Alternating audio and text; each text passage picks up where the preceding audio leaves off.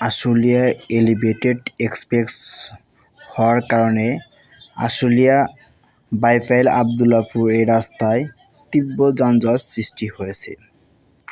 এখানে এই রাস্তার কাজ হওয়ার কারণে প্রায় সময় তীব্র যানজট সৃষ্টি হয়, জনসাধারণ চরম দুর্ভোগ পোহাতে হয়।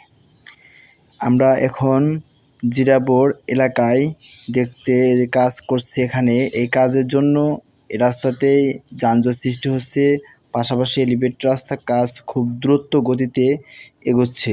কাজের এখন প্রায় দৃশ্যমান।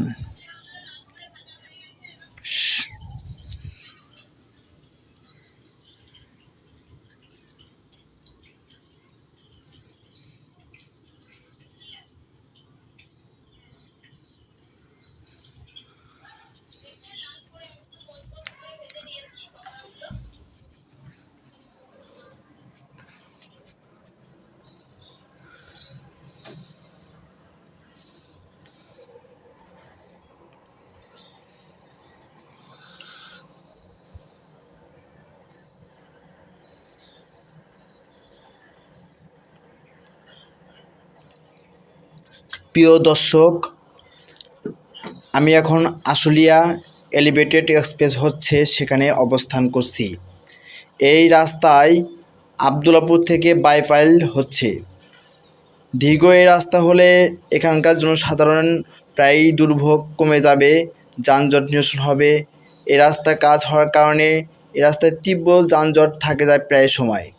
এখন আমরা অবস্থান করছি জিরাবো এলাকায়। প্রিয় দর্শক, আপনারা দেখতে পাচ্ছেন যে রাস্তার এই যানজট কারণে দুর্ভোগ হচ্ছে, পাশাপাশি এখানকার মানুষের যাতায়াতের দীর্ঘ সময় লাগছে এবং এই রাস্তায় কাজ খুব দ্রুত গতিতে এগোচ্ছে বলে আমাদেরকে ঊর্ধ্বতন কর্মকর্তারা জানিয়েছে। প্রিয় দর্শক, আমরা এখন জিরাবো এলাকায় অবস্থান করছি। আপনারা এখন এই যে যানজটের দৃশ্য দেখতে পাচ্ছেন, পাশাপাশি যে কাজ।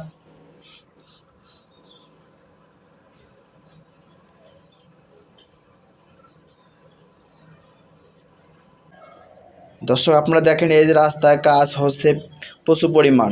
এই কাজ শেষ হলে প্রায় 32টি জেলার সঙ্গে ঢাকার এই রাস্তায় সংযোগ হবে। আমরা মোহাম্মদ পলাশ শেখ, ডিবি টেলিভিশন, আশুলিয়া, সাভার, ঢাকা।